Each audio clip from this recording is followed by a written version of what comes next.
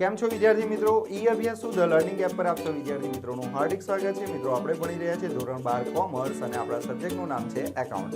અને મિત્રો એકાઉન્ટમાં સૌથી પહેલા નંબરનું ચેપ્ટર ભાગીદારી વિષય પ્રવેશનો આપણે અભ્યાસ કરી રહ્યા છીએ। તો મિત્રો આજના લેક્ચરમાં બરાબર ધ્યાન આપજો, બરાબર છે? તો સૌથી પહેલા આપણે શરૂઆત કરીએ મિત્રો।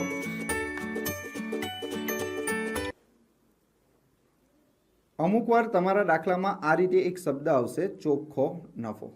તો મિત્રો આ ચોખ્ખા નફાનું બીજું નામ શું? તો અમુક વાર તમારા દાખલામાં ચોખ્ખો નફો શબ્દ આપેલો હશે, અથવા અમુક વાર તમારા દાખલામાં શબ્દ આપી દીધો હશે પેઢીનો નફો। શું કીધું હશે?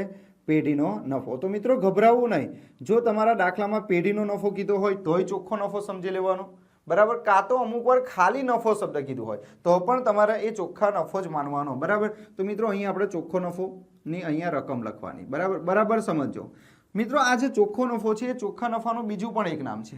એનું બીજું નામ અહીંયા લખું છું, કમિશન બાદ કર્યા પહેલાનો નફો। કમિશન બાદ કર્યા પહેલાનો નફો।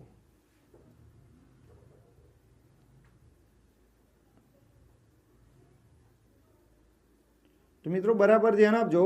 અને બીજું કયા નામે ઓળખવામાં આવે કે ચોખ્ખા નફાનું બીજું નામ છે કમિશન બાદ કર્યા પહેલાનો નફો।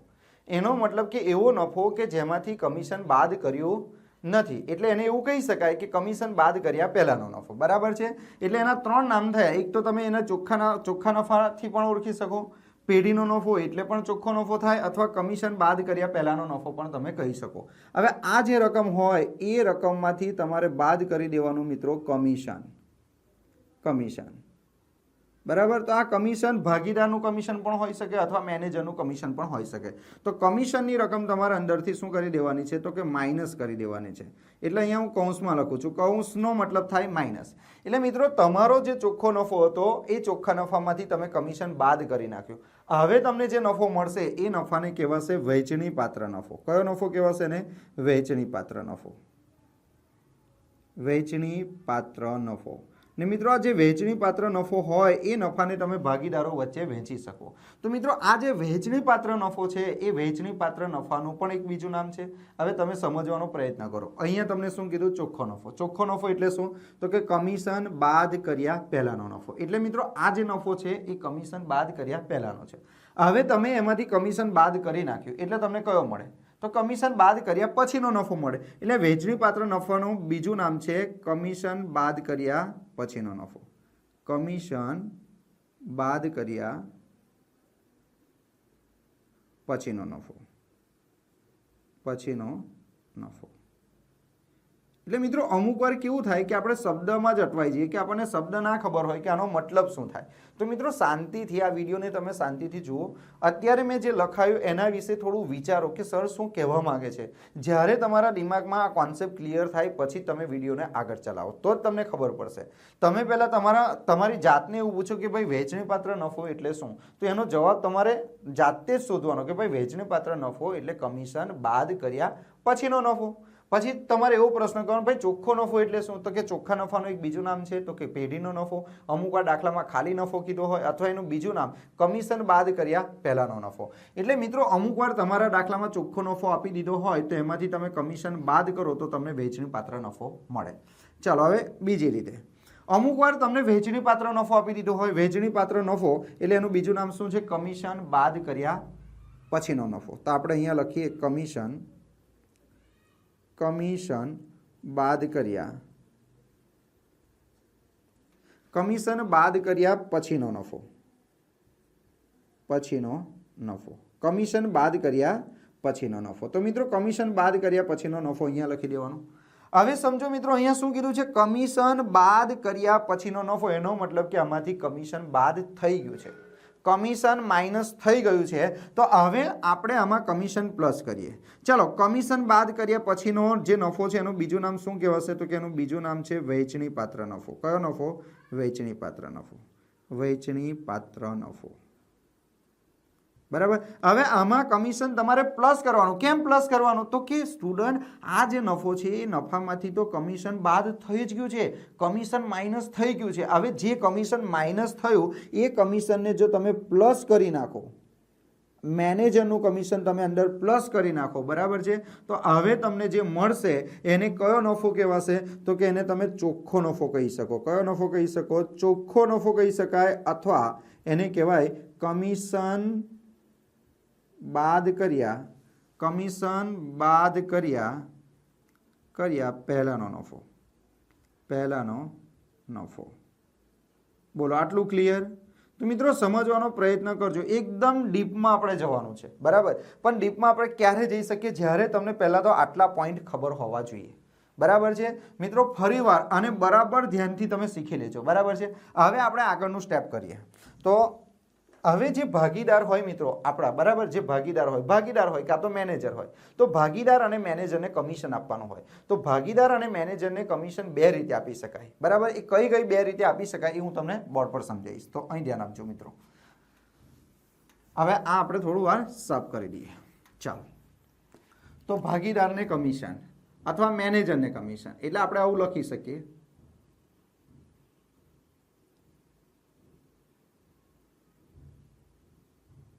ભાગીદાર અથવા મેનેજર ને કમિશન.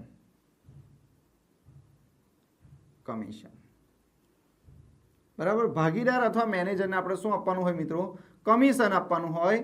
તો હવે ભાગીદાર અથવા મેનેજરને કમિશન કેટલી રીતે આપી શકાય? તો મિત્રો અહીં ધ્યાન આપજો. ભાગીદાર અને મેનેજર, ભાગીદાર અમુક વાર તમારા દાખલામાં ભાગીદારને કમિશન આપવાનું કીધું હોય, અમુક વાર તમને મેનેજરને કમિશન આપવાનું કીધું હોય. તો મિત્રો આ જે કમિશન આપવાનું છે એ કમિશન બે રીતે આપી શકાય. એક, ચોખ્ખા નફા પર કમિશન આપી શકાય, અથવા વહેંચણી પાત્ર નફા પર કમિશન આપી શકાય. બે રીતે કમિશન આપી શકાય, સમજો. બે રીતે કમિશન આપી શકાય. એક તો તમે ચોખ્ખા નફા પર કમિશન આપો. ચોખ્ખો નફો એટલે કમિશન બાદ કર્યા પહેલાના નફા પર આપો, અથવા વહેંચણી પાત્ર નફો એટલે કમિશન બાદ કર્યા પછીના નફા પર આપો. તો કમિશન કઈ રીતે ગણાશે? તો અહીં ધ્યાન આપજો. પહેલો, નંબર 1, બહુ જ ઇમ્પોર્ટન્ટ પોઈન્ટ છે મિત્રો, બરાબર ધ્યાન આપજો. તમે તમારા ટ્યુશનમાં તમારી સ્કૂલમાં જે શીખ્યા હશે એનાથી હું ડીપમાં ભણાવીશ મિત્રો. અને ડીપમાં ભણવાનો મતલબ એ થશે કે પરીક્ષામાં ગમે તેવો દાખલો પૂછાય તમને આવડશે, ગમે તેવો દાખલો પૂછાય, બરાબર છે. એટલા માટે જ કહું છું. બાકી જો મારે એકદમ સહેલું ભણાવવું હોય તો તમને આ 4 દાખલા, જે 5 દાખલા આપ્યા છે, એક જ સૂત્ર મૂકીને બધા દાખલા ગણવાના છે. પરંતુ બની શકે કે બોર્ડની એક્ઝામમાં ટ્વિસ્ટ કરીને દાખલો પૂછશે તો પછી નહીં આવડે. એટલા માટે કહું છું આજનો લેક્ચર બરાબર જોજો. ભાગીદાર અથવા મેનેજરને તમે કમિશન આપો તો બે રીતે આપી શકાય. નંબર 1,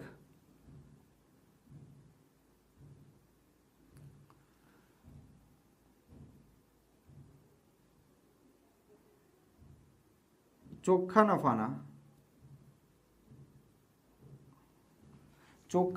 નફાના અમુક ટકા,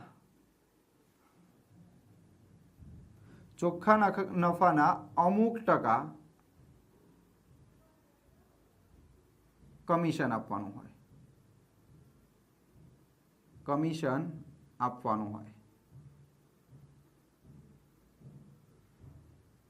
મિત્રો અહીંયા શું કીધું છે? જો તમારા દાખલામાં બે શબ્દ આવશે. એક તો કે જે ભાગીદાર છે અને મેનેજર છે એને કમિશન બે રીતે આપી શકાય. એક કઈ રીતે આપી શકાય? કે ચોખ્ખા નફાના અમુક ટકા કમિશન આપવાનું હોય. ચોખ્ખા નફાના, તમારા દાખલામાં જે ચોખ્ખો નફો થયો છે એ ચોખ્ખા નફાના અમુક ટકા કમિશન આપવાનું હોય, બરાબર. અને બીજું તમને એવું કીધું છે, નંબર 2 અહીંયા લખું છું, બરાબર છે.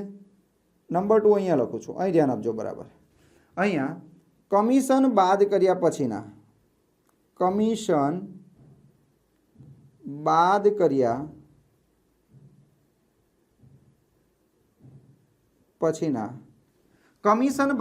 પછીના વધતા નફા પર અમુક ટકા કમિશન આપવાનું હોય.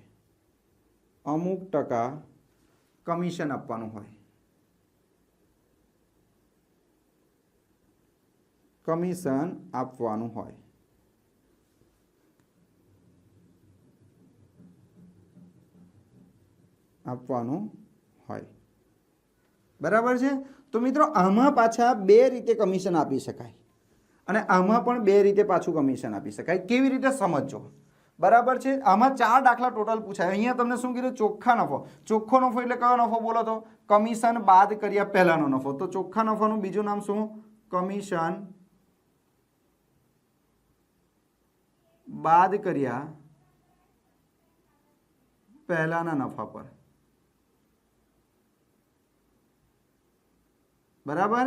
એટલે આનો મતલબ શું થાય? ચોખ્ખા નફાનો મતલબ થાય કમિશન બાદ કર્યા પહેલાના ચોખ્ખો નફો, બરાબર? કમિશન બાદ કર્યા પહેલાનો નફો, બરાબર? અને કમિશન બાદ કર્યા પછીનો નફો એટલે કયો નફો થશે? તો કે આને કહેવાશે વહેંચણી પાત્ર નફો. કયો નફો કહેવાશે? વહેંચણી પાત્ર નફો. વહેંચણી પાત્ર નફો. તો મિત્રો મેં તમને એ સમજાવવા માંગુ, પહેલા એના શબ્દો પર ધ્યાન આપજો. હવે અહીંયા તમને કીધું છે ચોખ્ખા નફાના અમુક ટકા કમિશન આપવાનું હોય. જ્યારે તમારા દાખલામાં આવું વાક્ય કીધું હોય કે ચોખ્ખા નફાના અમુક ટકા કમિશન આપવાનું હોય, તો દાખલામાં બે વસ્તુ બની શકે. જો દાખલામાં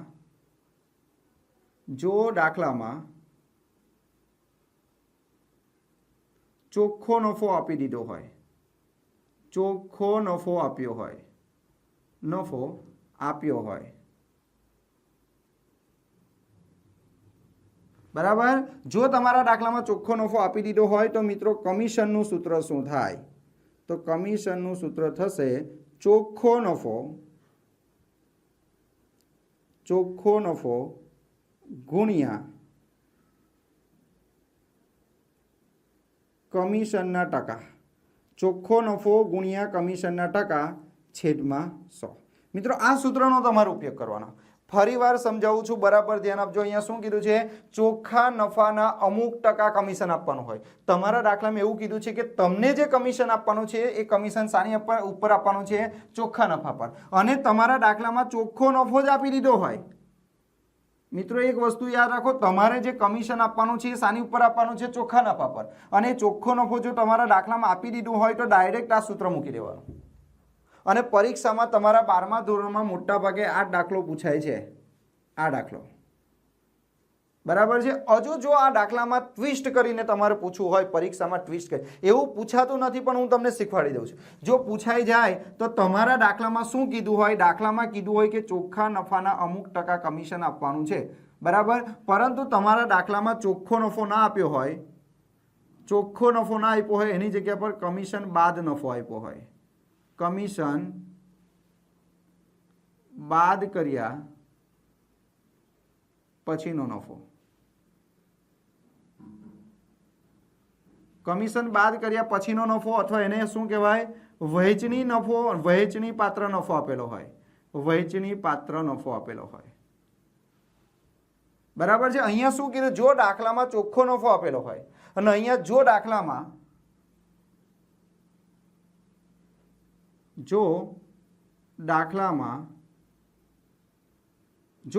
શું આપી દીધું હોય? કમિશન બાદ કર્યા પછીનો નફો. કમિશન બાદ કર્યા પછીનો નફો એટલે વહેંચણી પાત્ર નફો આપી દીધો હોય, તો તમારું કમિશનનું સૂત્ર શું બનશે? તો કમિશનનું સૂત્ર તમારું બનશે ચોખ્ખો નફો તો અહીંયા આપ્યો જ નથી, તો ચોખ્ખા નફાની જગ્યા પર કયો નફો આપ્યો છે? વહેંચણી પાત્ર નફો. તો વહેંચણી પાત્ર નફો, ભાઈ વહેંચણી પાત્ર નફો એટલે કયો નફો થાય? તો કે વહેંચણી પાત્ર નફો એટલે કયો નફો બોલો તો કે કમિશન બાદ કર્યા પછીનો નફો ગુણ્યા કમિશનના ટકા.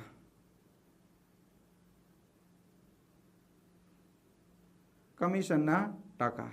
અને છેદમાં તમારા દાખલામાં કીધું હોય 100 માઇનસ કમિશનના ટકા. કમિશનના ટકા. મિત્રો આ એટલા માટે તમને સમજાવું છું કે કદાચ બની શકે આવું પૂછાય. જો પરીક્ષામાં તો આ જ દાખલો પૂછાશે. આ દાખલો અત્યાર સુધી કોઈ દિવસ પૂછાયો નથી, પણ જો કદાચ દાખલો પૂછાય તો તમારે આ ફોર્મેટ પણ યાદ રાખવું પડે. આ રીત તમારે ક્યારે ફોલો કરવાની? કમિશન બરાબર ચોખ્ખો નફો ગુણ્યા કમિશનના ટકા.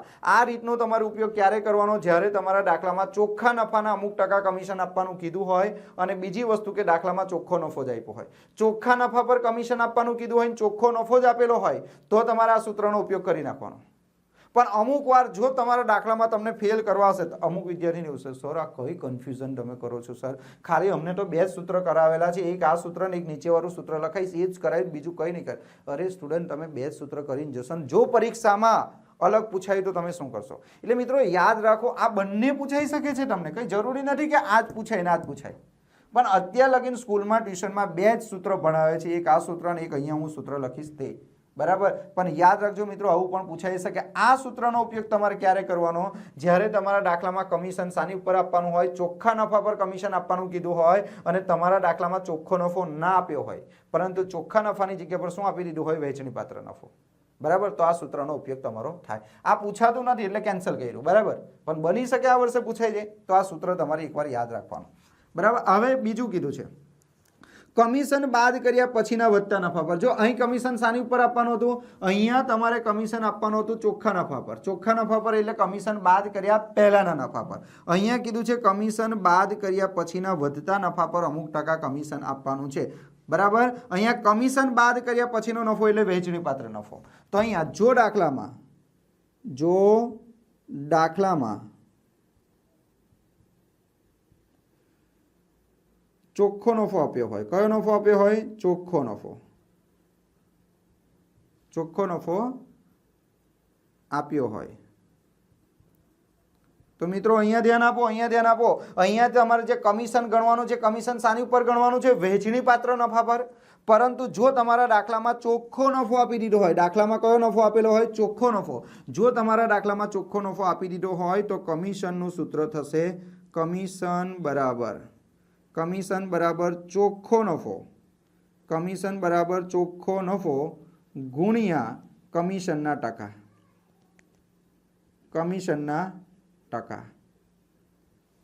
છેદમાં 100 વત્તા કમિશનના ટકા.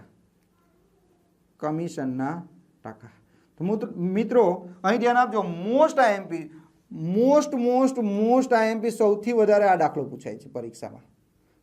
આ દાખલો સૌથી વધારે પૂછાય. હવે કે સર આ સૂત્ર યાદ કેવી રીતે રાખવાનું, તો અહીંયા ધ્યાન આપો. સિમ્પલ વસ્તુ છે. તમારા દાખલામાં શું આપેલું હોવું જોઈએ, ચોખ્ખો નફો.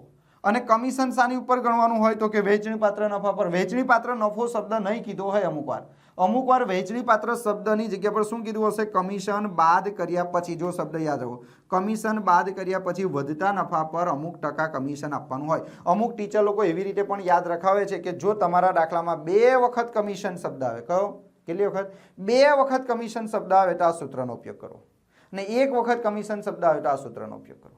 બરાબર. એવું અમુક સર લોકો શીખવાડે છે. પણ અમુક વાર સ્ટુડન્ટ એવું બની જાય કે 2 વાર કમિશન શબ્દ આવે તો પણ આ સૂત્રનો ઉપયોગ ના થાય, એટલે આપણે એ શબ્દ યાદ નહીં રાખીએ. એની જગ્યા પર તમારે આ યાદ રાખવાનું, કમિશન બાદ કર્યા પછીના વધતા નફા પર જો કમિશન આપવાનું કીધું હોય તો આ સૂત્રનો ઉપયોગ કરવાનો. પણ આ સૂત્રનો ઉપયોગ ક્યારે થાય, દાખલામાં ચોખ્ખો નફો આપ્યો હોય ત્યારે. પણ એની જગ્યા પર જો દાખલામાં વહેંચણી પાત્ર નફો આપેલો હોય, જો દાખલામાં વહેંચણી પાત્ર નફો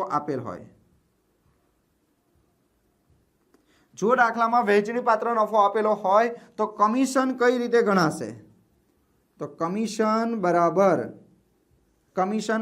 વહેંચણી પાત્ર નફો ગુણ્યા કમિશનના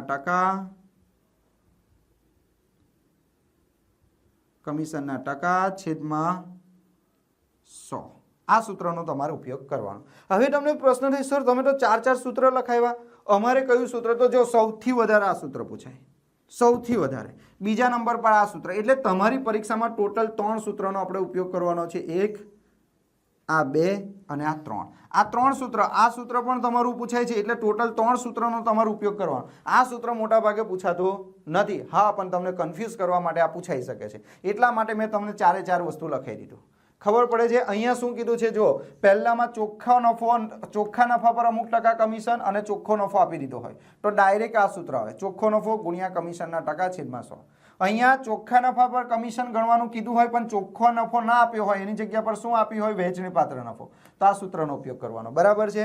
અને જો તમને કીધું હોય કે કમિશન બાદ કર્યા પછીના વધતા નફા પર અમુક ટકા કમિશન આપવાનું હોય અને જો દાખલામાં ચોખ્ખો નફો આપેલો હોય તો આ સૂત્રનો ઉપયોગ કરવાનો. બરાબર છે. અને જો દાખલામાં વહેંચણી પાત્ર નફો આપેલો હોય, કયો દાખલો શું આપેલું હોય, વહેંચણી પાત્ર નફો. વહેંચણી પાત્ર નફો એટલે શું, કમિશન બાદ કર્યા પછીનો નફો. જો કમિશન બાદ કર્યા પછીનો નફો આપેલો હોય તો આ સૂત્રનો તમારો ઉપયોગ કરવાનો. નહીં તો આ સૂત્રનો ઉપયોગ બીજી ક્યારે કરવાનો, જ્યારે, યાદ રાખજો, જ્યારે કોઈ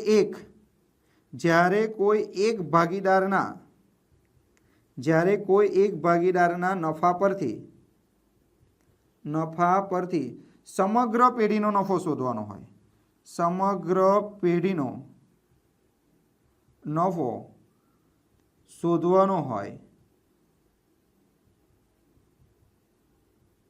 અને ત્યારબાદ કમિશન આપવાનું હોય,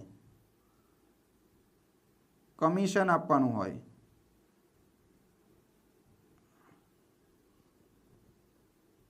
તો ઉપરનું સૂત્ર વાપરવું, તો ઉપરનું સૂત્ર વાપરવું. બોલો ક્લિયર? તો મિત્રો ક્યારે કયું સૂત્ર વાપરવાનું એ બધું આપણે અહીંયા યુઝ કરી નાખ્યું છે, બરાબર છે. હવે આપણે એક કામ કરીશું, આના એક એક ઉદાહરણ લઈ લઈએ. અહીં દાખલા આપી દીધેલા છે, પણ આ જે દાખલા લખેલા છે એ બધા દાખલામાં આ સૂત્રનો ઉપયોગ થશે અને એક દાખલામાં આ સૂત્રનો ઉપયોગ થશે. આ સૂત્રના દાખલા નથી, બરાબર. પરંતુ મિત્રો આ સૂત્રને પણ તમે યાદ રાખજો. આ સૂત્રનો ઉપયોગ તમારે ક્યારે કરવાનો છે? જ્યારે તમારા દાખલામાં ચોખ્ખા નફાના અમુક ટકા કમિશન આપવાનું કીધું હોય. ચોખ્ખો નફો એટલે કમિશન બાદ કર્યા પહેલાના નફા પર અમુક ટકા કમિશન આપવાનું હોય અને તમારા દાખલામાં ચોખ્ખો નફો ના આપેલો હોય, બરાબર. ચોખ્ખો નફો ના આપેલો હોય, એની જગ્યા પર કયો નફો આપી દીધેલો હોય? કમિશન બાદ કર્યા પછીનો, એટલે વહેંચણી પાત્ર. તો આ સૂત્રનો ઉપયોગ કરવાનો, બરાબર છે. તો મિત્રો આ 4 સૂત્ર મેં તમને લખાવ્યા છે. 4 સૂત્રનો આપણે ઉપયોગ કરીને દાખલા કરીશું. હવે મિત્રો અહીંયા આપણે ચેક કરીએ કે આપણે અહીંયા જે દાખલાની રકમ લખી છે, બરાબર, અહીં દાખલાની રકમ લખી, તો આમાંથી કયા સૂત્રનો ઉપયોગ થશે એ આપણે જોઈએ, બરાબર. તો પહેલો દાખલો જોઈએ. અમૃતા અને દિવ્યા એક ભાગીદારી પેઢીના ભાગીદારો છે. તેઓની મૂડીનું પ્રમાણ 3:2 છે. અમૃતાને તેનું કમિશન બાદ કર્યા પછીના ચોખ્ખા નફા પર 8% કમિશન આપવાનું. જો અહીં શું કીધું? અમૃતાને તેનું કમિશન બાદ કર્યા પછી ના ચોખ્ખો નફો. કયા ચોખ્ખા નફા પર? બાદ કર્યા પછી. તો જો કમિશન બાદ કર્યા પછીના ચોખ્ખા નફા પર કમિશન આપવાનું છે, એટલે આ રીતનો ઉપયોગ થશે. પણ આમાંથી તમારા દાખલામાં શું આપી દીધો છે? પેઢીનો નફો. સ્ટુડન્ટ, પેઢીનો નફો આપી દીધો. પેઢીનો નફો એટલે શું આપી દીધો છે? ચોખ્ખો નફો. એટલે તમારે આ રીતનો ઉપયોગ કરવો પડશે. ખ્યાલ આવ્યો? આ રીતનો ઉપયોગ ક્યારે કરવાનો? જ્યારે તમારા દાખલામાં શું કીધું હોય? કમિશન બાદ કર્યા પછીના નફા પર કમિશન આપવાનું હોય અને બીજું શું આપી દીધું હોય? ચોખ્ખો નફો એટલે પેઢીનો નફો. એટલે આમાં આ સૂત્રનો ઉપયોગ થશે. બીજો દાખલો જોઈએ. હંસા, હિતેશ અને વિજય એક પેઢીના ભાગીદારો છે. તેઓની મૂડીનું પ્રમાણ 3:2:1 છે. હિતેશને તેનું કમિશન આપ્યા બાદ વધતા ચોખ્ખા નફા પર 10% કમિશન. શું કીધું છે? હિતેશને તેનું કમિશન આપ્યા બાદ વધતા ચોખ્ખા નફાના 10% કમિશન આપવાનું છે, બરાબર. તો અહીંયા જો શું કીધું છે? કમિશન બાદ કીધું છે ને, કમિશન આપ્યા બાદ. તો મિત્રો કમિશન આપ્યા બાદ એટલે કમિશન બાદ કર્યા પછીના નફા પર. અને તમારા દાખલામાં પેઢીનો નફો આપ્યો છે. પેઢીનો નફો એટલે કયો નફો? ચોખ્ખો નફો. તો બીજા દાખલામાં પણ આ સૂત્રનો ઉપયોગ થશે. આ સૂત્રનો ઉપયોગ ક્યારે થાય? સમજી લેજો. કમિશન બાદ કર્યા પછીના વધતા નફા પર કમિશન આપવાનું હોય, બરાબર. અને બીજું કે તમારા દાખલામાં ચોખ્ખો નફો હોય, અથવા આ મેથડ તો યોગ્ય નથી, પણ છતાં પણ શોર્ટ ટ્રીક તમને આપી દઉં કે કમિશન શબ્દ 2 વખત હોય. કમિશન શબ્દ કેટલી વખત હોય? 2 વખત હોય. પણ મિત્રો દરેક વખતે આ તમને કામ ના લાગી શકે. અમુક વાર એવું બની શકે કે કમિશન શબ્દ 2 વખત હોય તોય આ સૂત્રનો ઉપયોગ ના થાય, પણ મોટા ભાગે કમિશન શબ્દ 2 વખત હોય તો આ સૂત્રનો ઉપયોગ થાય, બરાબર છે. ચાલો પછી બીજા દાખલામાં પણ આ સૂત્રનો ઉપયોગ થશે. પછી જો ત્રીજો, વિસ્મય, અભિજીત અને કુણાલ 3:2:4 પ્રમાણમાં નફો નુકસાન વહેંચી લેતા ભાગીદારો છે. મેનેજરને તેનું કમિશન બાદ વધતા નફાના 10% કમિશન આપવાનું છે.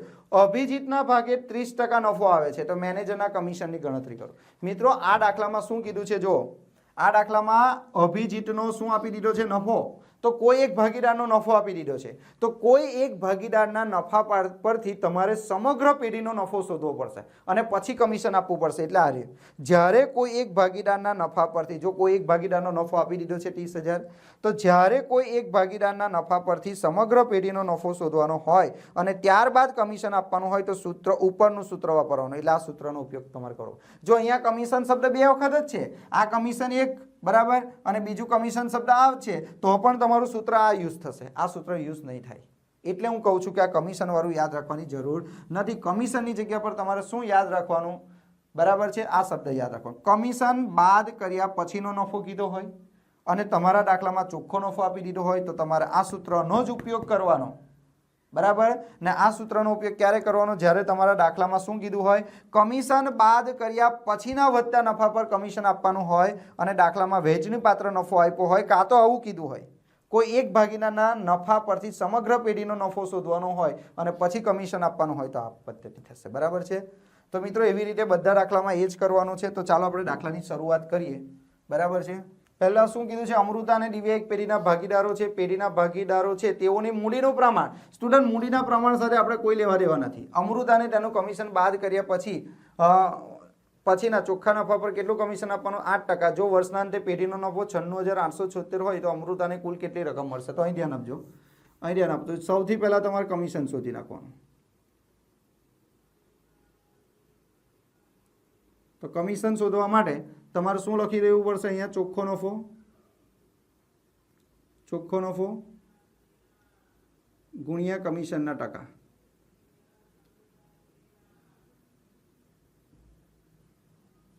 છેદમાં 100 વત્તા કમિશનના ટકા.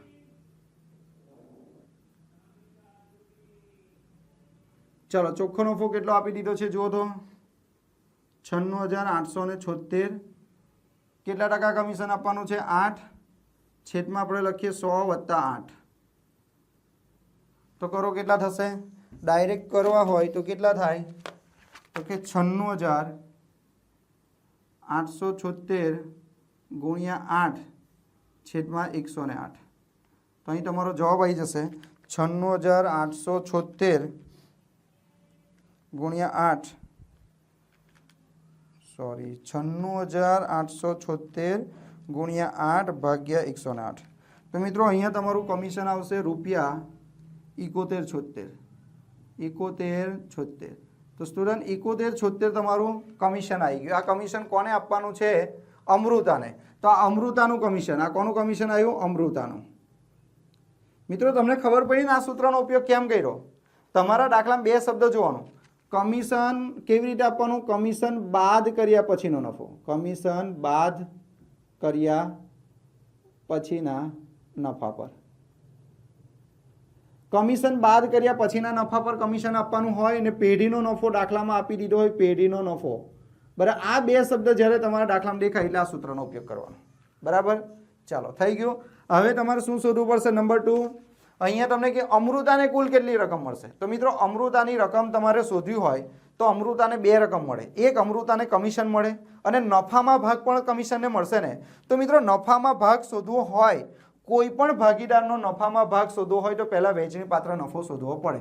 તો વહેંચણી પાત્ર નફાનું સૂત્ર છે વહેંચણી પાત્ર નફો. વહેંચણી પાત્ર નફો. તો ચોખ્ખો નફો એટલે પેઢીનો નફો. બરાબર, માઇનસ શું કરી દેવાનું? અંદરથી કમિશન. તો મિત્રો જુઓ, ચોખ્ખો નફો તમારો કેટલો છે? 96,876. કમિશન કેટલો આવ્યું? 71.76. તો કરો કેટલા રૂપિયા? વહેંચણી પાત્ર નફો કેટલો આવશે? તો કે 96,876 માઇનસ 71.76. તો અહીં આવશે 89,700. આ 89,700 જે આવ્યો એ તમને શું મળી ગયું મિત્રો? વહેંચણી પાત્ર નફો મળી ગયો. હવે આ જે વહેંચણી પાત્ર નફો આવ્યો એને તમારે વહેંચી નાખવાનો. કોની વચ્ચે વહેંચી નાખવાનો? અમૃતા અને દિવ્યા વચ્ચે વહેંચવાનો. તો ચાલો, અમૃતા અને દિવ્યાનું નફા નુકસાનનું પ્રમાણ આપ્યું છે. ભાઈ નફા નુકસાનનું પ્રમાણ આપ્યું નથી એટલે કયા પ્રમાણમાં વહેંચશે? સરખા ભાગે. સરખા ભાગે એટલે અડધા અડધા. એટલે અમૃતાનું પ્રમાણ પણ 1 અને દિવ્યાનું પ્રમાણ પણ 1. એટલે કયું પ્રમાણ થાય? 1:1. તો ચાલો, અમૃતાનો નફો શોધવો હોય તો અમૃતાનો નફો કઈ રીતે શોધી શકાય? બોલો, કુલ નફો કેટલો છે? વહેંચણી પાત્ર નફો કેટલો છે? 89,700. ભાઈ 89,700 માં અમૃતાનો ભાગ કેટલો? તો અમૃતા અને દિવ્યા કેવો નફો વહેંચે છે? 1:1.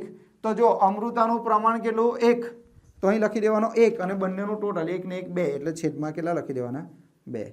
તો અમૃતાના ભાગ કેટલો નફો આવશે? ભાગ્યા 2 કરી નાખો તો 44,850. હવે આગળનો પોઈન્ટ, અમૃતાને મળતી કુલ રકમ. અમૃતાને મળતી કુલ રકમ. ભાઈ અમૃતાને કુલ કેટલી રકમ મળશે? તો નફો મળશે વત્તા શું મળશે? કમિશન.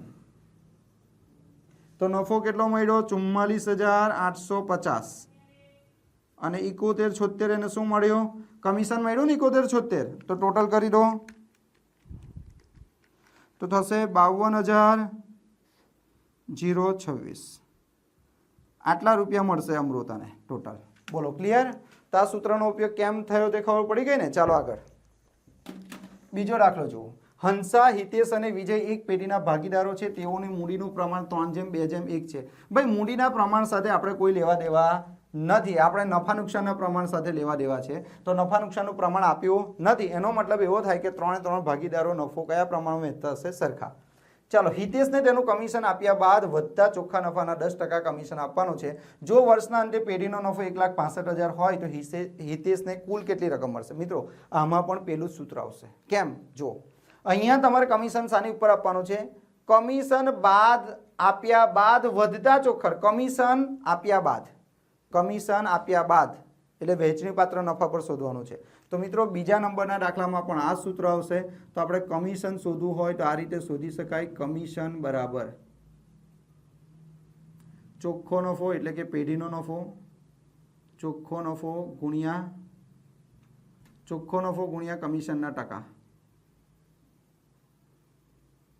કમિશનના ટકા, છેદમાં 100 વત્તા કમિશનના ટકા. બરાબર. ચોખ્ખો નફો કેટલો છે સ્ટુડન્ટ? જો 1,65,000 છે ચોખ્ખો નફો. તો કે હા સર. ચલો, કમિશનના ટકા જુઓ તમારા દાખલામાં કેટલા છે મિત્રો? તો કે 10%. તો 10 છેદમાં કેટલા? 100 વત્તા 10. તો અહીં કેટલા થશે? 1,65,000 ગુણ્યા કેટલા થાય? 10 છેદમાં કેટલા? 110. તો મિત્રો અહીંયા તમારો આવશે કમિશન કેટલું આવશે? 15,000. કમિશન કેટલું આવશે? 15,000. તો કમિશન મળી ગયું. આ કોનું કમિશન મળ્યું? હિતેશનું. કોનું? હિતેશનું. ભાઈ હિતેશને કમિશન મળશે. કેટલું કમિશન મળશે હિતેશને? 15,000. હવે મિત્રો તમારા દાખલામાં એવું કીધું હિતેશને કુલ કેટલી રકમ મળશે? હવે હિતેશ એ કોણ છે? ભાગીદાર છે. હવે હિતેશ ભાગીદાર છે તો નફામાં પણ એને ભાગ મળશે. તો હિતેશનો નફામાં ભાગ આપણે શોધવો પડશે. હવે નફામાં ભાગ શોધવો હોય તો પહેલાં વહેંચણી પાત્ર નફો શોધવો પડે. ચાલો, વહેંચણી પાત્ર નફો કઈ રીતે શોધાય? તો કે અહીંયા સૂત્ર લખી દઈએ આપણે. વહેંચણી પાત્ર નફો. સ્ટુડન્ટ મેં આનું સૂત્ર લખાવેલું છે. વહેંચણી પાત્ર નફાનું સૂત્ર શરૂઆતમાં જ લખાઈ દીધું. વહેંચણી પાત્ર નફો બરાબર ચોખ્ખો નફો માઇનસ કમિશન. ચોખ્ખો નફો કેટલો છે બોલો તો? 1,65,000 માઇનસ કમિશન કેટલું? 15,000. 15,000 માઇનસ કરી દો એટલે 1,50,000 આવે. આ 1,50,000 તમને શું મળી ગયું બોલો તો? વહેંચણી પાત્ર નફો. હવે આ જે વહેંચણી પાત્ર નફો છે એ બધા ભાગીદારો આપણે વચ્ચે વહેંચી દેવાના. બરાબર. એમાં આપણે ખાલી કોનો નફો જોઈએ? હિતેશનો નફો. તો હિતેશનો નફો આપણે શોધવો હોય તો કઈ રીતે શોધાય સ્ટુડન્ટ? તો કુલ નફો કેટલો આવે? 1,50,000. આ 1,50,000 કોની વચ્ચે વહેંચવાનો? હંસા, હિતેશ અને વિજય. તો મિત્રો અહીંયા નફા નુકસાનનું પ્રમાણ નથી કીધું એટલે હંસાનું નફા નુકસાનનું પ્રમાણ 1 હશે, હિતેશનું પણ 1 હશે અને વિજયનું પણ 1 હશે. મિત્રો પહેલા લેક્ચરમાં મેં તમને કીધેલું કે જ્યારે તમારા દાખલામાં નફા નુકસાનનું પ્રમાણ ન આપેલું હોય તો તમારે સરખું પ્રમાણ ધરવાનું. એટલે કે 1,50,000 ને સરખા પ્રમાણમાં વહેંચી લે. બરાબર છે. તો 1,50,000 ને 3 જણ સરખા પ્રમાણમાં વહેંચે તો 50,000 રૂપિયા આવે. પરંતુ એને લખવાની મેથડ એવી છે કે 1,50,000 રૂપિયાનો નફો છે. એમાં હિતેશ ક્યાં છે? અહીંયા જો પહેલો, બીજો ને ત્રીજો. તો બીજા નંબર પર. તો હિતેશનો ભાગ કેટલો છે? 1. તો અહીં લખવાનું 1 ને 3નું ટોટલ છેદમાં 3. એટલે હિતેશનો નફો કેટલો મળી જશે? 50,000. ચાલો હવે આપણે લખીએ હિતેશને મળતી કુલ રકમ. તો હિતેશને મળતી કુલ રકમ ભાઈ હિતેશને મળતી કુલ રકમ કેટલી થાય? હિતેશને કેટલા રૂપિયા ટોટલ મળે? તો પહેલાં તો એને નફો મળશે અને સાથે સાથે એને શું મળશે? કમિશન પણ મળશે. તો એને નફો કેટલા રૂપિયાનો મળશે? 50,000 રૂપિયાનો નફો મળશે અને કમિશન કેટલા રૂપિયાનું મળશે? 15,000. તો 65,000 રૂપિયા એને ટોટલ મળશે. કુલ રકમ કેટલી મળશે? 65,000 રૂપિયા. બોલો, આટલું ક્લિયર? તો મિત્રો બીજા નંબરનો દાખલો પણ થઈ ગયો. હવે અમુક વિદ્યાર્થીને એવો પ્રશ્ન થાય, તમે સર આ સૂત્ર કેમ મૂક્યું? તો મેં તમને કીધેલું મિત્રો આ સૂત્ર ક્યારે મુકાય? તો કે એના માટે 2 શબ્દ મહત્વના છે. પહેલાં તો કમિશન શાની ઉપર હોય? તો કમિશન બાદ કર્યા પછીના નફા પર. કમિશન શાની ઉપર આપવાનું હોય? કમિશન બાદ કર્યા પછીના નફા પર કમિશન આપવાનું હોય. અને પેઢીમાં કયો નફો આપી દીધો હોય? ચોખ્ખો નફો. મિત્રો યાદ રાખજો, આ 2 શબ્દ હોય તો જ આ સૂત્રનો ઉપયોગ થાય. ગોખણપટ્ટી ના કરતા કે 2 વખત કમિશન શબ્દ હોય એટલે આ સૂત્રનો ઉપયોગ થાય. અમુક વાર એવું બને કે 2 વખત કમિશન શબ્દ હોય તો પણ આ સૂત્રનો ઉપયોગ ના થાય. એટલા માટે આ સૂત્રનો ઉપયોગ કરવા માટે આ 2 શબ્દ જ મહત્વના છે. જો તમારા દાખલામાં કમિશન આ રીતે આપવામાં આવતું હોય એટલે કે કમિશન બાદ કર્યા પછીના નફા પર કમિશન હોય અને ચોખ્ખો નફો આપી દીધો હોય તો જ આ સૂત્રનો ઉપયોગ થાય, બાકી ના થાય. ચાલો ત્યાર પછી ત્રીજો દાખલો. વિસ્મય, અભિજીત અને કુણાલ 3:2:4 પ્રમાણમાં નફો નુકસાન વહેંચી લેતા ભાગીદારો છે.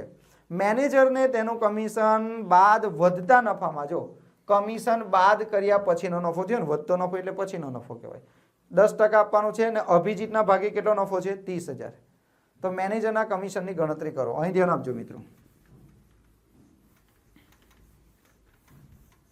આવો દાખલો હોય તો આ દાખલો શું કહેવા માંગે છે મિત્રો? કોઈ એક ભાગીદારનો નફો આપી દીધો છે. જો અહીંયા કોનો નફો આપી દીધો છે? અભિજીતનો નફો આપી દીધો છે. અભિજીતના નફા પરથી તમારે મેનેજરના કમિશનની ગણતરી કરવાની છે. તો મિત્રો મેનેજરના કમિશનની ગણતરી કરવી હોય તો સૌથી પહેલાં તમારે શું કરવું પડે? પેઢીનો કુલ નફો શોધવો પડે. પેઢીનો કયો નફો શોધવો પડે? કુલ નફો શોધવો પડે. તો એ કઈ રીતે શોધાશે? તો અહીં ધ્યાન આપજો. પહેલાં વિસ્મય, અભિજીત અને કુણાલ. સૌથી પહેલાં આવો જ્યારે દાખલો પૂછાય તો અભિજીતનો નફામાં ભાગ શોધવાનો. અભિજીતનો નફામાં ભાગ. મિત્રો અહીં ધ્યાન આપજો. બરાબર. અભિજીતનો નફામાં ભાગ કેટલો? તો અહીં ધ્યાન આપો. અહીંયા વિસ્મય, અભિજીત અને કુણાલ એનું પ્રમાણ કેટલું છે? 3:2:4. મિત્રો સમજજો બરાબર. અહીંયા આપણે લખવાનું છે અભિજીતનો નફામાં ભાગ. તો અહીંયા જો પહેલા નંબર પર વિસ્મય છે એટલે વિસ્મયનું પ્રમાણ કેટલું કહેવાય? 3. બીજા નંબર પર અભિજીત છે તો અભિજીતનું પ્રમાણ કેટલું કહેવાય? 2. અને ત્રીજા નંબર પર કુણાલ છે એટલે કુણાલનું પ્રમાણ કેટલું કહેવાય? 4. હવે જો મારે અભિજીતનું પ્રમાણ શોધવું હોય તો અભિજીત ક્યાં છે? આ 3:3 વચ્ચે છે. તો અહીં વચ્ચેવાળું પ્રમાણ કયું છે? 2. તો અભિજીતનો નફામાં ભાગ શોધવો હોય તો અભિજીતનો ભાગ કેટલો છે? 2. કેટલામાંથી 2? તો ટોટલ કેટલા? જો 4 ને 2 6 ને 3 9 એટલે 9માંથી એનો ભાગ કેટલો? 2. બોલો ખબર પડી? આ કેવી રીતે લખ્યું એ ખબર પડી? ચાલો અભિજીતનો નફો કેટલો છે? અભિજીતનો નફો સ્ટુડન્ટ તમારા દાખલામાં અભિજીતનો નફો આપી દીધો હશે. કેટલા રૂપિયા આપી દીધો છે અભિજીતનો નફો? જુઓ તમારા દાખલામાં તો કે 30,000 રૂપિયા અભિજીતનો નફો આપી દીધો છે. હવે મિત્રો જો તમારે પેઢીનો કુલ નફો શોધવો હોય, વહેંચણી પાત્ર નફો, તો અહીંયા તમારે લખી દેવાનો પેઢીનો કુલ વહેંચણી પાત્ર નફો. કુલ વહેંચણી પાત્ર નફો. જો શોર્ટકટ શીખવાડું છું મિત્રો, યાદ રાખજો. જો આવો દાખલો પૂછાય તો શોર્ટકટ આ 2 વસ્તુ તો ખબર પડી ને તમને. હવે જો પેઢીનો કુલ વહેંચણી પાત્ર નફો શોધવો હોય તો અભિજીત જેનો નફો આપી દીધો હોય તેનો નફો લખી નાખો અને એનો નફામાં ભાગ કેટલો છે? 2/9 એને ઉલટાઈ નાખો તો 9 ઉપર જાય 2 નીચે આવે. તો કરો 30,000 ગુણ્યા 9 ભાગ્યા 2. તો મિત્રો અહીં થશે રૂપિયા 1,35,000. તો વહેંચણી પાત્ર નફો કેટલો થઈ ગયો? 1,35,000. હવે મિત્રો હવે આપણે કમિશન શોધવાનું છે. કોનું કમિશન શોધવાનું છે? મેનેજરનું. મેનેજરનું કમિશન. તો સ્ટુડન્ટ મેનેજરનું કમિશન શોધવાનું તો કયા સૂત્રનો ઉપયોગ થાય? અહીં પ્રોબ્લેમ થઈ ગયો ને. કયા સૂત્રનો ઉપયોગ થાય? તો મિત્રો મેં તમને કીધેલા 2 સૂત્રો તમને શીખવાડેલા. બરાબર છે કે જ્યારે ચોખ્ખો નફો આપી દીધો હોય. અહીં ધ્યાન આપો મિત્રો, ફરી વાર સમજાવી દઉં છું તમને. જો અહીં ધ્યાન આપો. મેનેજરને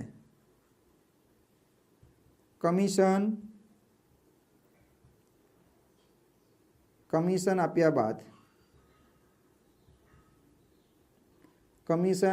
બાદ વધતા નફા પર કમિશન આપવાનું હોય. તો એની 2 મેથડ. દાખલામાં ચોખ્ખો નફો આપ્યો હોય. દાખલામાં શું આપી દીધું હોય? ચોખ્ખો નફો. તો કમિશનનું સૂત્ર શું થાય? તો કમિશનનું સૂત્ર થશે ચોખ્ખો નફો ગુણ્યા કમિશનના ટકા છેદમાં 100 વત્તા કમિશનના ટકા બરાબર છે। આ સૂત્રનો ઉપયોગ ક્યારે કરવાનો સમજો ફરીવાર કે મેનેજરને કમિશન આપ્યા બાદ વધતા નફા પર કમિશન આપવાનું હોય અને દાખલામાં ચોખ્ખો નફો આપી દીધો હોય તો આ સૂત્રનો ઉપયોગ। પણ દાખલામાં ચોખ્ખા નફાની જગ્યા પર વહેંચણી પાત્ર નફો આપ્યો હોય, કયો નફો? વહેંચણી પાત્ર નફો જો દાખલામાં આપી દીધો હોય તો કમિશનનું સૂત્ર શું થશે? કમિશન બરાબર વહેંચણી પાત્ર નફો ગુણ્યા કમિશનના ટકા છેદમાં 100। બરાબર। તો મિત્રો આ દાખલામાં તમારે આ સૂત્રનો ઉપયોગ કરવો પડશે, કારણ કે આ દાખલામાં જુઓ તમને ચોખ્ખો નફો નથી આપ્યો, કયો નફો આપી દીધો છે? વહેંચણી પાત્ર નફો આપણે શોધ્યો, તો વહેંચણી પાત્ર નફો શોધેલો એટલે આ સૂત્રનો ઉપયોગ થશે। જો દાખલામાં ચોખ્ખો નફો આપી દીધો હોત તો આ સૂત્રનો ઉપયોગ થાય। એટલે હું તમને એ જ કે અમુક લોકો ગોખાઈ નાખે 2 વખત કમિશન શબ્દ હોય, તો મિત્રો આમાં 2 વખત કમિશન શબ્દ નથી, આ પણ કમિશન છે, આ પણ કમિશન છે, તો આ સૂત્રનો ઉપયોગ કરવો પડે। તો આ સૂત્રનો ઉપયોગ ના થાય। આ સૂત્રનો ઉપયોગ ક્યારે થાય? જ્યારે તમારા દાખલામાં ચોખ્ખો નફો આપેલો હોય, પણ જ્યારે તમારા દાખલામાં વહેંચણી પાત્ર નફો આપેલો હોય તો આ સૂત્રનો ઉપયોગ થશે। બરાબર છે, યાદ રાખો। પણ ક્યારે આ ખબર પડી ને આ પોઈન્ટ શું સમજાવવા માંગુ છું? તો અહીંયા લખવાનું વહેંચણી પાત્ર નફો ગુણ્યા કમિશનના ટકા છેદમાં 100। તો ચાલો કેટલા થશે? 1,35,000 કેટલા ટકા છે જુઓ તો? 10% છે ને, 10 / 100 એટલે કેટલા? મેનેજરનું કમિશન કેટલું આવશે? 13,500। તો મિત્રો અહીંયા દાખલો પૂરો થયો। બરાબર છે। ચોથા નંબરનો દાખલો, ચોથા નંબરનું ઉદાહરણ છે શીલા, સુરભી અને સીમા 5:7:9 પ્રમાણમાં નફો નુકસાન વહેંચી લેતા ભાગીદારો છે। મેનેજર સંકેતને તેનું કમિશન બાદ કર્યા પછી વધતા નફા પર 10% કમિશન આપવાનું છે। સુરભીને 7,000 નફો મળે છે। મેનેજર સંકેતના કમિશનની ગણતરી કરો। આ ઉપરાંત કમિશન મેનેજરના કમિશન પહેલાના નફાની ગણતરી પણ કરો। તો મિત્રો જો આ પણ તમને ભણાવી દીધો। આ દાખલો જે છે તેઓ સહેમત છે। બરાબર, ચલો સુરભીનો નફામાં ભાગ શોધી નાખીએ આપણે। સૌથી પહેલા આપણે લખીએ સુરભીનો નફામાં ભાગ, સુરભીનો નફામાં ભાગ। ચલો સુરભીનો નફામાં ભાગ કેટલો છે? સુરભીનું પ્રમાણ જો આમાંથી સુરભી ક્યાં છે? વચ્ચે છે જો, શીલા, સુરભી અને સીમા। તો આ શીલાનું પ્રમાણ 5, સુરભીનું 7 અને સીમાનું 9। તો સુરભીનું પ્રમાણ કેટલું થશે? 7। કેટલામાંથી 7? તો ટોટલ કેટલા? 21, 21માંથી 7। આ એનો નફામાં ભાગ થયો। બરાબર, સુરભીનો નફો કેટલો આપ્યો છે તે જોઈ લો દાખલામાં। હવે સુરભીનો નફો, તો તમારા દાખલામાં સુરભીનો નફો આપી દીધો છે મિત્રો। કેટલા આપી દીધા છે? 7,000 થઈ ગયો। હવે તમારે શું કરવાનું છે? પેઢીનો કુલ વહેંચણી પાત્ર નફો, કુલ વહેંચણી પાત્ર નફો, ભાઈ કુલ વહેંચણી પાત્ર નફો શોધવો હોય તો શું કરવું પડે? જે ભાગીદારનો નફો આપ્યો હોય ભાગીદારનો નફો લખવાનો, અને ભાગીદારનો નફામાં જે ભાગ હોય એને ઉલટાઈ નાખો, એટલે 21/7, 7 તાલી 21 એટલે 21,000 રૂપિયા આવશે। 21,000 રૂપિયા આવશે। પેઢીનો વહેંચણી પાત્ર નફો કેટલો આવ્યો? 21,000। હવે એમાં આપણે કોને કમિશન આપવાનું છે? મેનેજર। તો મેનેજરને કમિશન, મેનેજરનું કમિશન, સ્ટુડન્ટ મેનેજરનું કમિશન હોય કયું સૂત્ર આવશે બોલો? અહીંયા ધ્યાન આપો મિત્રો, આપણા દાખલામાં વહેંચણી પાત્ર નફો છે એટલે સૂત્ર કયું બનશે? વહેંચણી પાત્ર નફો ગુણ્યા કમિશનના ટકા છેદમાં 100 છેદમાં કેટલા? 100। તો વહેંચણી પાત્ર નફો કેટલો છે? 21,000 ગુણ્યા કમિશનના ટકા કેટલા છે? 10% છે। 10 છેદમાં કેટલા? 100, 0,0,0,0 એટલે કેટલા થશે? 2,100 રૂપિયા। બરાબર। હવે બીજું શું શોધવાનું? આ ઉપરાંત મેનેજરના કમિશન પહેલાનો નફો પણ શોધવાનો। ભાઈ કમિશન પહેલાનો નફો એટલે ચોખ્ખો નફો। કયો નફો? ચોખ્ખો નફો। કમિશન પહેલાનો નફો એટલે કયો નફો થાય? ચોખ્ખો નફો। તો એના માટે તમારે વહેંચણી પાત્ર નફો લખવો પડે, અને વહેંચણી પાત્ર નફામાં કમિશન શું કરી દેવું પડે? પ્લસ કરી દેવું પડે। મિત્રો શરૂઆતમાં તમને આ સૂત્ર લખાઈ દીધેલું છે। તો વહેંચણી પાત્ર નફો કેટલો આવ્યો? 21,000 વત્તા કેટલા? 2,100, 21, 22, 23, 23,100 થશે। બરાબર છે। તો ચોથા નંબરનો દાખલો પણ અહીંયા આપણો પૂરો થયો। અને હવે છેલ્લો દાખલો, જયેશ, સુરેશ અને પંકજનું નફા નુકસાનનું પ્રમાણ 6:2:3 છે. મેનેજરનું કમિશન બાદ કર્યા પછીના નફા પર 10% લેખે 6,600 કમિશન મળેલ છે. તો ત્રણેય ભાગીદારના નફાની વહેંચણી કરો. તો મિત્રો ત્રણેય ભાગીદારના નફાની વહેંચણી કરવી હોય તો આપણે વહેંચણી પાત્ર નફો શોધવો પડે. તો અહીંયા પહેલા આ શબ્દ જો મિત્રો કમિશન ઉપરથી આપણે ગણતરી કરવાની હોય તો કેવી રીતે થાય? જો એકદમ સહેલી રીતે તમને કરાવું. અહીંયા શું કીધું છે? જો કમિશન કેટલા ટકા છે? કમિશન કેટલા ટકા છે? 10%. સાની ઉપર કમિશન 10% છે. તો જો પહેલા શું, મેનેજરને કમિશન બાદ કર્યા પછીના નફા પર 10% કમિશન. સાંભળો મારી વાત બરાબર. અહીંયા શું કીધું છે? મેનેજરને કમિશન બાદ કર્યા પછીનો નફો. મિત્રો આનો મતલબ શું થાય? મેનેજરને કમિશન બાદ કર્યા પછીનો નફો એટલે વહેંચણી પાત્ર નફો થાય. બોલો, વહેંચણી પાત્ર નફો થાય કે ના થાય? મિત્રો આ નહીં ભણાવ્યું મેં તમને. અને વહેંચણી પાત્ર નફો કહેવાય મેનેજરનું કમિશન બાદ કર્યા પછીનો નફો એટલે વહેંચણી પાત્ર નફો. વહેંચણી પાત્ર નફા પર કેટલા ટકા કમિશન? 10%. એનો મતલબ એવો થાય કે વહેંચણી પાત્ર નફો 100 હોય તો કમિશન કેટલું? 10. બરાબર. તો આપણે એવું લખી શકીએ મિત્રો અહીંયા કે વહેંચણી પાત્ર નફો, વહેંચણી પાત્ર નફો, વહેંચણી પાત્ર નફો કેટલો હોય? 100 હોય તો કમિશન કેટલું થાય? તો કમિશન 10% થશે. તો 100ના 10% કેટલા થાય? 10 થાય. તો મિત્રો અહીંયા તમારે પદ મૂકી દેવાનું કે ભાઈ કમિશન 10 હોય તો વહેંચણી પાત્ર નફો, વહેંચણી પાત્ર નફો 100. તો કમિશન કેટલું છે તમારા દાખલામાં? તો કમિશન છે 6,600. તો વહેંચણી પાત્ર નફો કેટલો? તો 6,600 ગુણ્યા 100 ના છેદમાં કેટલા? 10. તો મિત્રો 66,000 રૂપિયા થશે.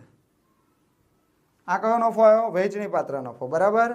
હવે શું કીધું છે? ત્રણેય ભાગીદારના નફાની વહેંચણી કરવાની છે. તો ત્રણેય ભાગીદાર કોણ છે? જયેશ, સુરેશ. એટલે નફાની વહેંચણી કરીએ આપણે. નફાની વહેંચણી, નફાની વહેંચણી કરીએ. પહેલા સૌથી પહેલા કોણ આવશે? જયેશ. તો ટોટલ નફો કેટલો થયેલો છે? બોલો. 66,000. 66,000માં જયેશનું પ્રમાણ કેટલું? તો જયેશનું પ્રમાણ કેટલું છે? 6. તો અહીં લખી દેવાના 6. અને ટોટલ કેટલું? 6 ને 2 8 ને 3 11. 11 છંગ 66 એટલે 36,000 રૂપિયા થશે અહીંયા.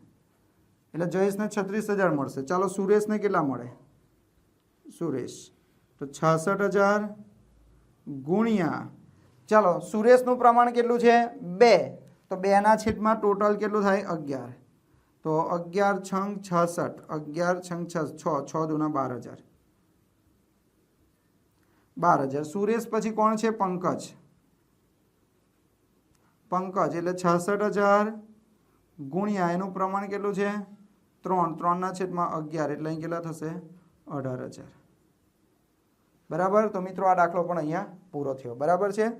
હવે આટલા દાખલા થઈ ગયા. હવે અમુક 2 દાખલા હું મારી જાતે આપી દઉં છું તમને કે એ અને બી સરખા પ્રમાણમાં નફો વહેંચે છે.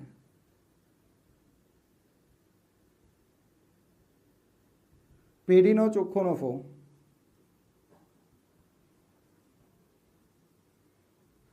પેઢીનો ચોખ્ખો નફો 1 લાખ છે. મેનેજરને ચોખ્ખા નફા પર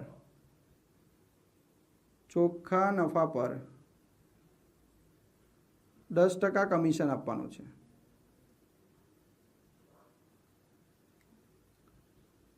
છે. ચલો મેનેજરને કમિશન આપવાનું. મિત્રો તમને આ નહોતું શીખવાડ્યું? પહેલું સૂત્ર યાદ કરો. પહેલું સૂત્ર શું લખાયેલું મેં? કે ચોખ્ખા નફા પર અમુક ટકા કમિશન આપવાનું હોય. મિત્રો ચોખ્ખા નફા પર અમુક ટકા કમિશન આપવાનું હોય અને દાખલામાં ચોખ્ખો નફો જ આપી દીધો હોય તો કમિશનની ગણતરી એકદમ ઇઝી રીતે થશે. કમિશન બરાબર ચોખ્ખો નફો ગુણ્યા કમિશનના ટકા છેદમાં 100. બરાબર. ચોખ્ખો નફો કેટલો છે જુઓ તમારા દાખલામાં? તો કે 1 લાખ. કમિશનના ટકા કેટલા? 10 છેદમાં કેટલા? 100. 0 0 0 0 એટલે કમિશન કેટલા રૂપિયા થઈ જશે? તો કે 10,000 રૂપિયા. તો સિમ્પલ વસ્તુ છે મિત્રો. પણ આ સૂત્રનો ઉપયોગ ક્યારે કરવાનો? કે જ્યારે તમારા દાખલામાં તમને કીધું હોય ચોખ્ખા નફા પર કમિશન અને ચોખ્ખો નફો જ આપી દીધો હોય તો જ આ સૂત્રનો ઉપયોગ થાય. બાકી આ સૂત્રનો ઉપયોગ ના થાય. બીજો એક દાખલો તમને આપી દઉં. ચાલો, એક્સ અને વાય. સરખા પ્રમાણમાં